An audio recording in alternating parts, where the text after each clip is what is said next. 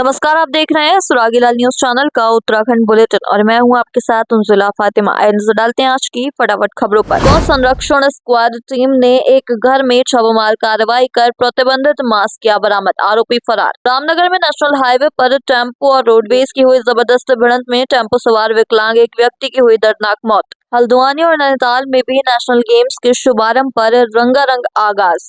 हल्द्वानी में national games में महिला फुटबॉल मैच का पहला मुकाबला उड़ीसा ने अपने नाम किया। उत्तराखंड में हाई स्कूल और इंटरमीडिएट की परीक्षाओं की तैयारी को लेकर सभी मुख्य शिक्षा अधिकारी की हुई बैठक। रामनगर में पार्किंग के नाम पर की जा रही अवैध वसूली के खिलाफ मुख्यमंत्री को भेजा गया ज्ञापन। उत्तराखंड में यूसीसी पर सियासत हुई तेज। उधम सिंह नगर के मुख्यालय रुद्रपुर में 38वें राष्ट्रीय खेल शुरू। ड्रोन से फॉरेस्ट फायर की होगी मॉनिटरिंग। हल्द्वानी में कांग्रेस प्रत्याशी ने निकाली आभार रैली, उठाए सवाल। अल्मोड़ा उत्तराखंड लोक वाहिनी की बैठक हुई संपन्न। अब खबरें विस्तार से। उत्तराखंड में गौ तस्करों और गौमांस तस्करों पर प्रशासन द्वारा लगातार कार्रवाई किए जाने के बावजूद कुछ लोगों द्वारा मांस तस्करी के अवैध कृत्य को अंजाम दिया जा रहा है। आरोपी द्वारा घर में गौवंशीय पशु की हत्या करने के बाद गौमांस को बेचने की तैयारी की जा रही थी। पूरा मामला उधम सिंह नगर जिले के पुलभट्टा थाना अंतर्गत क्षेत्र का है। वहीं पुलिस मामले की जाँच में जुट गई है। संवाददाता राजू सहगल की रिपोर्ट।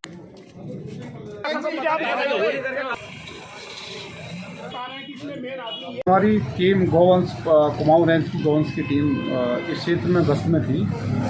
जब हमारी टीम बड़ा गांव में पहुंची तो हमें मुखबिर से सूचना मिली कि एक तालाब वाली गली में एक व्यक्ति अपने घर पे गौ मांस की बिक्री कर रहा है। इस सूचना पे हम तत्काल मौके पे पहुंचे तो उस गली के अंदर जब हमने प्रवेश किया तो घर के बाहर दरवाज़ा था, एक बाउंड्री और दरवाज़ा, उसको खोल के हमने देखा तो उसमें एक आदमी गाय मांस के साथ बैठा हुआ था। और उसने पुलिस को देखते ही उसने पीछे साइड से दीवार, ईंटों की दीवार जम करते वो पीछे से भाग गया। उसका पीछा काफ़ी दूर तक पीछा भी किया तो उसके बाद वो मिला नहीं। गन्ने में मौका पाकर वो गन्ने में भाग गया।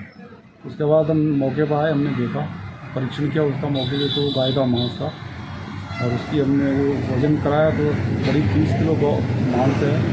और कुछ चिकित्सा अधिकारी को बुला तो सर कौन है आरोपी, कोई पहचान हो पाई किसका घर था? जिसका घर है वही है, अखलाक नाम है उसका, और वो मौके पर फरार है। तो सर आगे भी अभियान इस तरह का जारी रहेगा? अभियान हमारा जारी रहेगा। हम सक्रिय होकर एक्टिव होकर इस पर काम कर रहे हैं, अभियान चलाकर। ये बड़ा गांव के अंतर्गत अभी गौ कसी का मामला संज्ञान में यहाँ आया है। लोगों के सूचना मिली थी, पुलिस को बाहर की टीम कोई आई थी तो ये अखलाक नाम के व्यक्ति के घर पे ये माल बरामद किया गया है बरा के अंदर। और ये बहुत ही गलत है। देखो, गांव के अंदर हमारा भाईचारा एकता बना रहना चाहिए। ये अगर ऐसी चीज़ें गांव के हमारे यहाँ होंगी तो ये बहुत गलत हो रही हैं। आज से पहले कभी भी ये घटनाएं हमारे बरा गांव के अंदर नहीं हुई थी। पूरा भाईचारा एकता हमारा सब बना, सब लोगों का भाईचारा एकता से रहते थे। किसी भी प्रकार की कोई किसी को आपत्ति नहीं थी। अब ये पुलिस प्रशासन का काम है। पुलिस प्रशासन आई थी, अपना माल को उन्होंने बरामद किया है। सीलिंग हमारे सामने की है। 2-4 लोग हमारे गांव के, क्या कुछ लोग जाना भी चाह रहे थे, किसी को जाने दिया है, किसी को नहीं जाने दिया उन्होंने अंदर।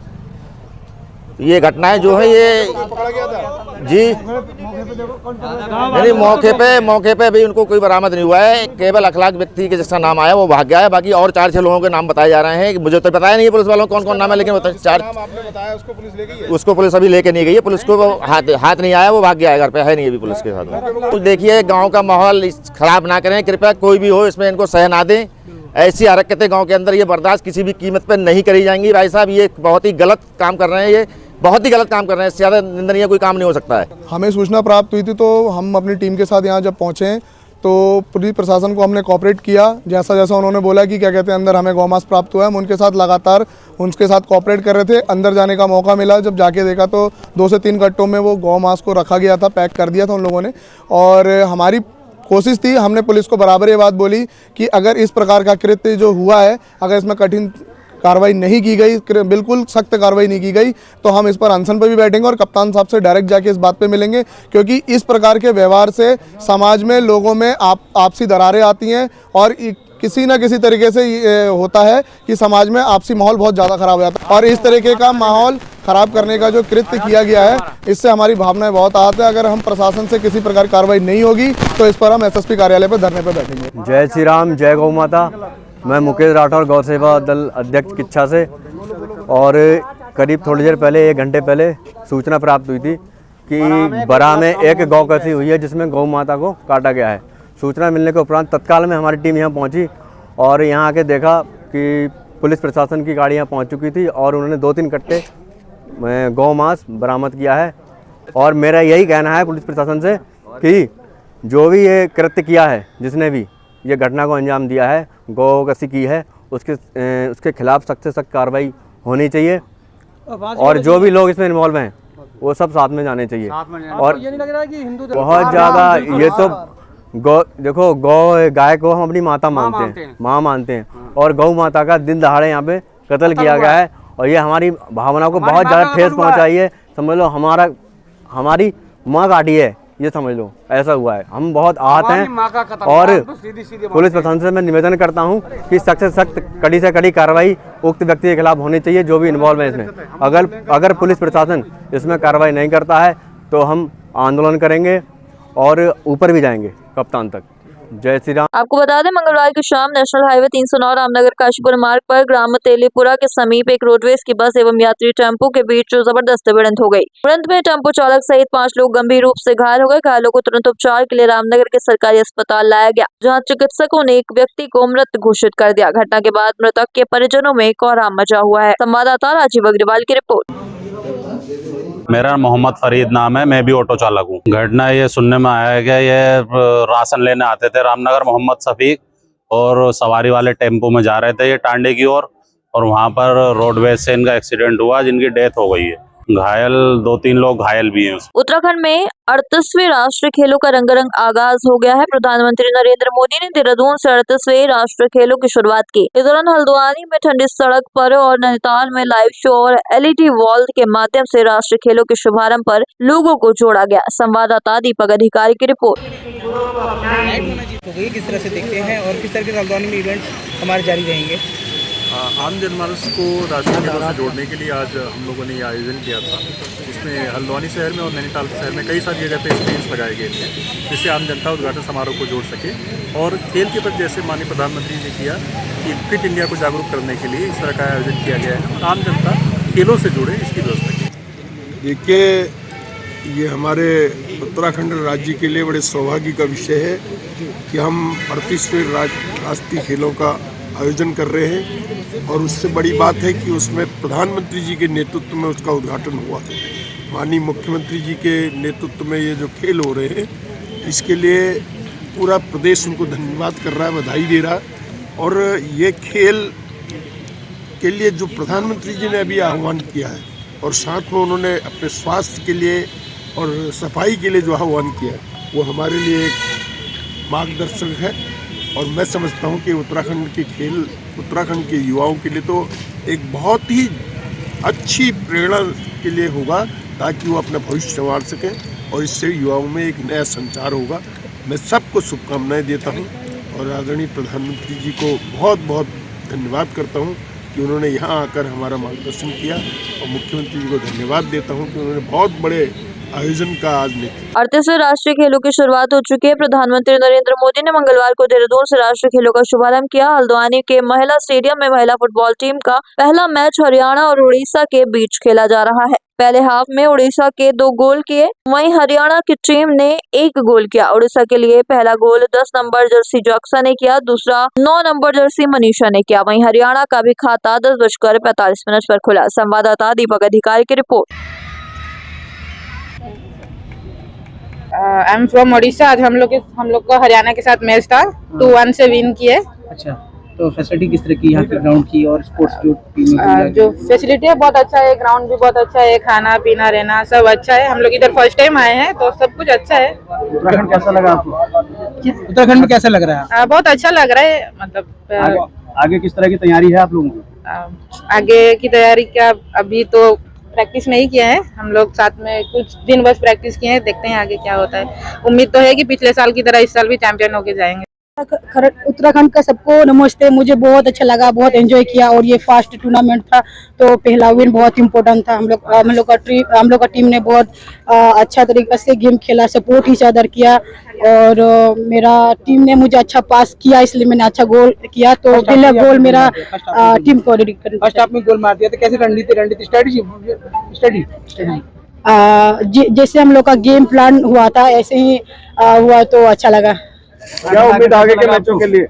अगर हम लोग अच्छा खेलेंगे तो विन होंगे। वो आपको पता है, कोई अच्छा टीम नहीं जीता है ना बुरा टीम भी नहीं जीता। जो अच्छा खेलता है जिस टूर्नामेंट में वही विन होता है। तो हम लोग ट्राई करेंगे नेक्स्ट मैच की अच्छा खेलने का। उत्तराखंड आके हम लोग को अच्छा लग रहा है और इधर ग्राउंड भी बहुत अच्छा है, सब अच्छा है और हम लोग का परफॉर्मेंस आज बहुत अच्छा था।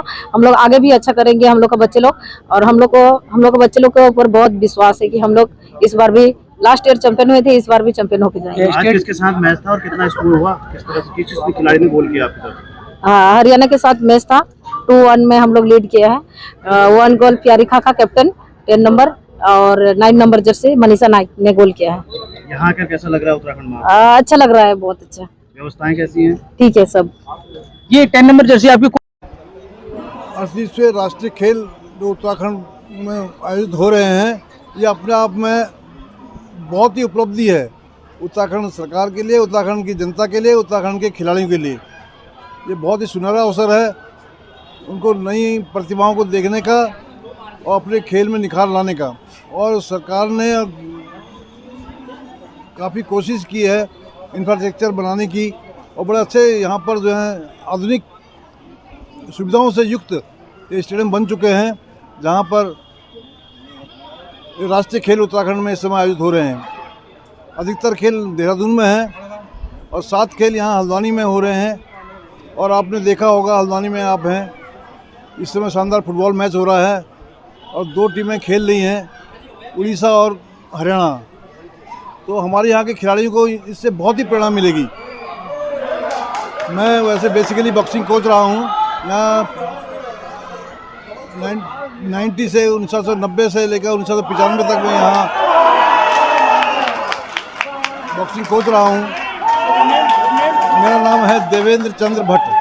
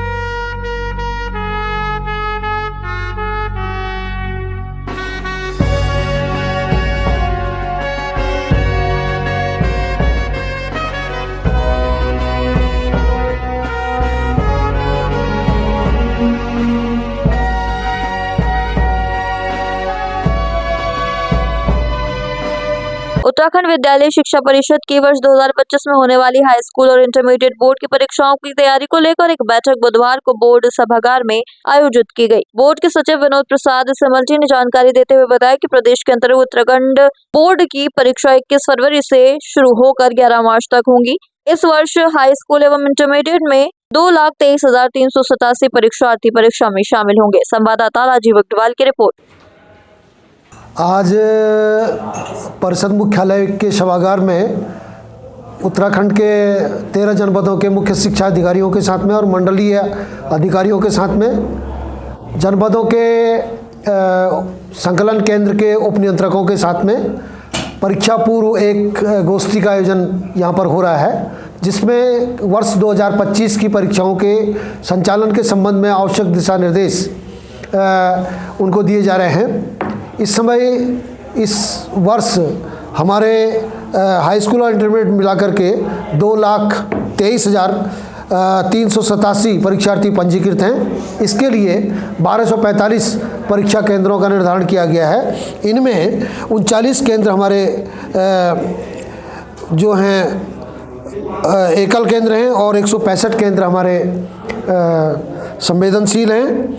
इसके लिए जनपद टिहरी गढ़वाल में 135 केंद्र सर्वाधिक बनाए गए हैं और सबसे कम 42 केंद्र जनपद चंपावत में है। इस जनपद में उत्तर पुस्तिकाओं की संकलन के लिए 16 मुख्य संकलन केंद्र बनाए गए हैं और 26 उप संकलन केंद्र बनाए गए हैं। परीक्षाएं नकल विहीन हो, इसके लिए आवश्यक दिशा निर्देश आज यहाँ पर मुख्य शिक्षा अधिकारियों को दिए जा रहे हैं। केंद्रों की व्यवस्थाओं को सुदृढ़ करने के लिए प्रश्न पत्रों की गोपनीयता बनाए रखने के संबंध में भी मुख्य शिक्षा अधिकारियों के साथ में और विभागीय अधिकारियों के साथ में आज संवाद हो रहा है। बुधवार को रामनगर नगर पालिका के अंतर्गत वाहन पार्किंग के नाम पर भारी वाहनों से पार्किंग के नाम पर अवैध वसूली एवं स्थानीय वाहनों से भी जबरन वसूली किए जाने के विरोध में सामाजिक कार्यकर्ता नरेंद्र शर्मा के नेतृत्व में एक ज्ञापन नगर पालिका के कर निरीक्षक संजय मंडराल के माध्यम से प्रदेश के मुख्यमंत्री पुष्कर सिंह धामी को भेजा गया। संवाददाता राजीव अग्रवाल की रिपोर्ट।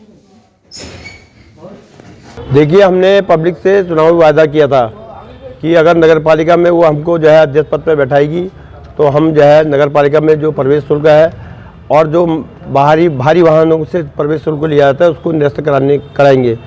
लेकिन यद्यपि जनादेश जो है उसको हम स्वीकार करते हैं और हम जनता से जो वादे किए हैं उन वादों को पूरा करने के लिए हमने कहा है कि हम संघर्ष करेंगे और उस वादों को पूरा करेंगे। इस दृष्टि से आज हमने रामनगर के जो है नगर पालिका के ईओ के माध्यम से उत्तराखंड के मुख्यमंत्री जी को एक ज्ञापन भेजा है, जिसमें हमने कहा है कि जो शहर रामनगर संभागीय परिवहन अधिकारी के यहाँ पंजीकृत वाहन है उनसे जो है पार्किंग शुल्क ना लिया जाए तथा इस शहर के अंदर प्रवेश करने वाले भारी वाहनों से प्रवेश शुल्क के नाम पर जो अवैध वसूली हो रही है उसको तत्काल प्रभाव से निरस्त। काशीपुर विधायक त्रिलोक सिंह चीमा एवं पूर्व विधायक हरभजन सिंह चीमा की ओर से आप सभी काशीपुर वासियों व देशवासियों को गणतंत्र दिवस की हार्दिक शुभकामनाएं एवं बधाइयां। साथ ही सभी सम्मानित मतदाताओं का भी आभार जिन्होंने निकाय चुनाव में बीजेपी पर भरोसा जताया और दीपक बाली को काशीपुर मेयर के पद पर विजय दिलाई। हमारा देश लगातार आगे बढ़ रहा है और आशा है आगामी दिनों में हमारा देश एवं हमारा शहर काशीपुर विकास के नए आयाम स्थापित करेगा। एक बार पुनः आप सभी को गणतंत्र दिवस की हार्दिक शुभकामनाएं।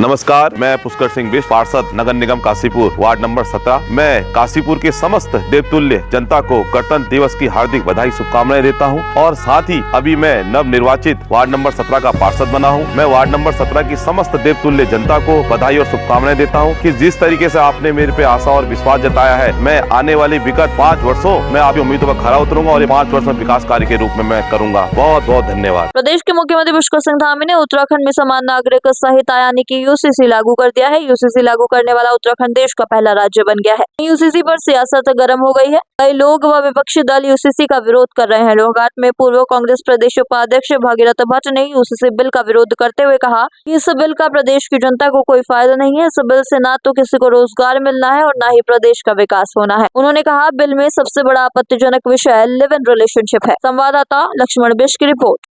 यूसीसी पहले तो ये केंद्र का विषय है, चलिए राज्य इसको ला भी गया तो हम एक मानते हैं कि आम आदमी को, उत्तराखंड के आम नागरिक को क्या फ़ायदा है इसमें? कोई फ़ायदा है? कोई सुविधा है? किसी को रोज़गार मिल जा रहा है कि किसी के लिए कोई नई सहूलियतें हो रही हैं कि? लेकिन जो सबसे बड़ा आपत्तिजनक इसमें विषय है वो है लिव इन रिलेशन।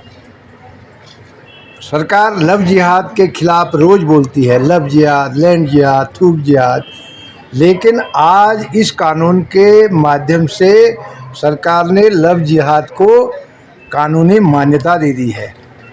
कोई भी लड़का लड़की जो लव रिलेशन में रहना चाहते हैं वो एसडीएम के यहाँ अपना रजिस्ट्रेशन कराएंगे और उनको कानूनी बाध्यता, कानूनी जो है वैधता मिल जाएगी। और उसके बाद अगर इत्तेफाक से कोई संतान उनसे पैदा हो गई उसको भी लीगल राइट यानी कानूनी मान्यता है, संपत्ति में अधिकार है। जो हमारा सनातन धर्म है, उत्तराखंड को देवभूमि कहा गया है, यहाँ ये कल्चर बिल्कुल हमारे सनातन के एकदम खिलाफ है। हमारे समाज में ये कहीं पर भी मान्य नहीं है कि कोई लड़का लड़की बिना विवाह के जो है कहीं पर रहें। एकदम अनैतिक है, अवैध है। हमारे धर्मशास्त्रों में इसको मान्यता नहीं है, समाज में नहीं है आज भी।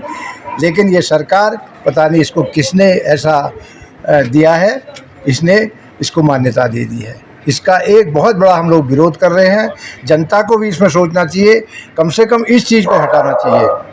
ये बहुत बड़ा इसके व्यापक जो है दुष्परिणाम होंगे। उधम सिंह नगर के मुख्यालय रुद्रपुर में 38वें राष्ट्रीय खेल शुरू हो गए हैं। पहला महिला वॉलीबॉल मैच केरल और वेस्ट बंगाल के बीच शुरू हुआ। संवाददाता दुर्गेश तिवारी की रिपोर्ट।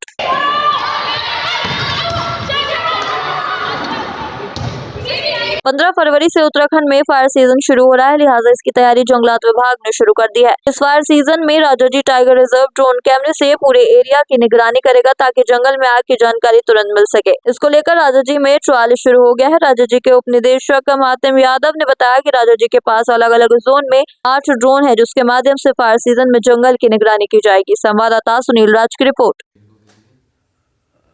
ये नहीं, वो ड्रोन वाला तो मैंने आपको दे दिया है। क्या है, सफेद सांबर और कहीं है ही नहीं, मतलब बहुत मैं भेज देता हूँ, ये 2024 में राजाजी में एक अभिनव प्रयास हुआ कि जिसमें हम ड्रोन का इस्तेमाल करते थे फायर मॉनिटरिंग के लिए। जैसे कि आप जानते हैं राजाजी टाइगर रिजर्व के अंदर आबादी है नहीं, और यदि पहाड़ के पीछे आग लगी है या फिर कहाँ पर आग लगी है तो सैटेलाइट की तो एक सीमा है, वो दिन में 2 बार ही हमें अलर्ट देता है। लेकिन ड्रोन हमारे पास है तो हम पहाड़ी के पीछे या कहाँ पर आग लगी है, किधर से धुआं उठ रहा है वाकई में, वो हम देख सकते हैं। वो हमने इस बार देखा भी था। उसके अतिरिक्त कुछ हमारे अति संवेदनशील क्षेत्र हैं, जैसे कि हमारा ऋषिकेश के ऊपर का नीलकंठ मंदिर का क्षेत्र है, तथा यहाँ हरिद्वार में हिल बाईपास बिल्केश्वर और मनसा देवी का क्षेत्र है जो आबादी से लगता है। वहाँ भी हमने ड्रोन से मॉनिटरिंग की थी। उसके हमें बहुत ही अच्छे परिणाम मिले, क्योंकि हमको तत्काल ही हमें पता चल जाता था कि किस स्पॉट पर आग है, और हम उस हिसाब से उसको कंट्रोल कर लेते थे। और जब फायर सीजन खत्म हो जाता तब भी जी, जैसे कि विशेष रूप से हमारे जो हाथी है, हाथी हुए, इनका मूवमेंट जहाँ भी होता है तो ड्रोन का हम लोग इस्तेमाल करते हैं। और ड्रोन की एक विशेषता होती है कि ड्रोन की आवाज़ सुनकर हाथी भाग जाता है ना, उसकी वो साउंड जो होती है वो मधुमक्खियों जैसी मिलती है। तो ये एक फीचर है कि हम हाथी को दूर से ऑब्जर्व भी कर लेते हैं, उसको एक तरीके से भगाने में भी, जिसमें किसी प्रकार का कोई नुकसान नहीं है हाथी को, क्योंकि बस उसको हम आवाज़ से भगा रहे होते हैं। हाँ, मतलब कई बार तो ठीक है, जैसे हवाई फायर करना हो या पटाखे जलाना हो या लाल मिर्च जलाना हो, वो सारी चीज़ें होती हैं। लेकिन उससे ज़्यादा हमें कारगर ड्रोन हमें मिला है, क्योंकि वो सुलभ भी है। उसको मतलब वो हम जहाँ चाहे वहाँ उसको ले जा सकते हैं, और हाथी के पीछे उसको हम चलाते हैं, हाथी आगे अंदर जिधर भी उसको हम डायरेक्ट करना चाहते हैं उधर। हल्द्वानी में कांग्रेस के मेयर पद के प्रत्याशी ललित जोशी ने 3800 मतों से हार के बाद आज हल्द्वानी शहर में आभार रैली निकाली। उन्होंने मौन यात्रा निकालते हुए हल्द्वानी की जनता का आभार जताया। इसके बाद मीडिया से बात करते हुए कई तरह के सवाल भी उठाए। संवाददाता दीपक अधिकारी की रिपोर्ट।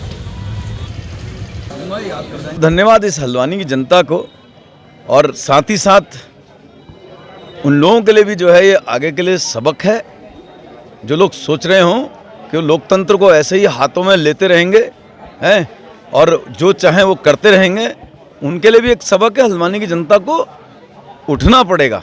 मैं किसी की भी जीत से बिल्कुल दुखी नहीं हूँ, लेकिन जीत कैसे हुई है ये जरूर बहुत बड़ी शंका का कारण है। मेरे गजराज मेरे मित्र हैं, मैं उनको इस मंच से बधाई देता हूँ, मुझे कोई इल फीलिंग नहीं है। लेकिन 2 इश्यू बोल रहा हूँ पत्रकारों के सामने, और इससे पत्रकार महोदय आप सब लोग आप समझें, 19,500 से हल्द्वानी विधानसभा 19,400 समथिंग वोट से हल्द्वानी विधानसभा जीते हैं हम, और पिछली बार से लगभग 14,000 वोट ज़्यादा आए, यानी कि ट्रेंड जनता का पूरी तरह से जो है बदलाव की ओर था। फिर ये 6,700-800 वोटों का कैंसिल होना, इतनी बड़ी संख्या में न जाने कहाँ से बिल्कुल ब्लैंक का आ जाना, ये गेत शंका तो पैदा करता ही है। किसी की जीत का मुझे कोई दुख नहीं, उनका ठीक है। मुझे अपनी लोकतंत्र के इस तरीके से आंदोलनकारी रहा हूँ मैं, गलतफहमी भूल जाए जिन लोगों ने किया कि हम चुप बैठेंगे, आज नहीं कल जरूर उठेंगे। आगे क्या स्टैंड रहेगा? अब देखिए कर रहे हैं, इसकी पूरी एनालिसिस हो रही है, करेंगे। आज तो मैं धन्यवाद दे रहा हूँ, मैं तो निशब्द हूँ। और एक बात कहता हूँ, पहले भी कह चुका हूँ, दोबारा कहता हूँ, मुझे खुशी इस बात की है कि मेरा परिवार अब 68,000 लोगों का हो गया है। हमारा परिवार अब 68,000 लोगों का परिवार हो गया है। ऐसा मत सोचिएगा कि उनके दिलों में कई जगह जहां पर रात को कई घरों में शहर के अंदर मैंने तो अपने जीवन में पहली बार देखा लोग रोए हैं, लोगों ने घर में खाना नहीं बनाया है। तो ये क्या संकेत है? ये उन सब के लिए है, कोटगाड़ी देवी भी जाएंगे। ये सब उन लोगों के लिए है जिन लोगों ने ये सब कृत्य किए हैं, उनको मिलेगा भविष्य में जवाब। चाहे तो एक साथ होनी चाहिए, सब लोग एक साथ बैठना ही नहीं चाहते। पापा ट्राई दिस। लो सब लपक लिए।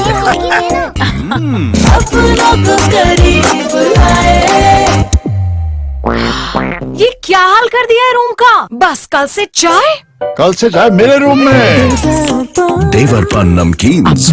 अल्मोड़ा उत्तराखंड लोकवाहिनी की बैठक ओलोवा के अध्यक्ष राजीव लोचन शाह की अध्यक्षता में संपन्न हुई। बैठक में उत्तराखंड में लागू यूसीसी समान नागरिक संहिता पर प्रतिक्रिया व्यक्त करते हुए कहा गया कि इससे पर्वतीय राज्य उत्तराखंड का क्या हित होगा। इसके प्रावधानों पर सरकार से मांग की गई कि वह स्थिति को स्पष्ट करें। उन्होंने कहा कि जैसा कि इस संहिता में कहा गया है कि यूसीसी में ये कानून बनाया गया है कि यदि कोई व्यक्ति उत्तराखंड में 1 माह तक निवास करता है तो वह राज्य का स्थायी निवासी बन जाएगा। उन्होंने कहा ये उत्तराखंड के हित के लिए सही नहीं है। इसके अलावा भी उन्होंने कई सवाल उठाए। संवाददाता हेमंत मेहरा की रिपोर्ट। आज के लिए बस इतना ही। ऐसी सभी खबरों के लिए जुड़े रहिए सुरागीलाल न्यूज चैनल के साथ। धन्यवाद।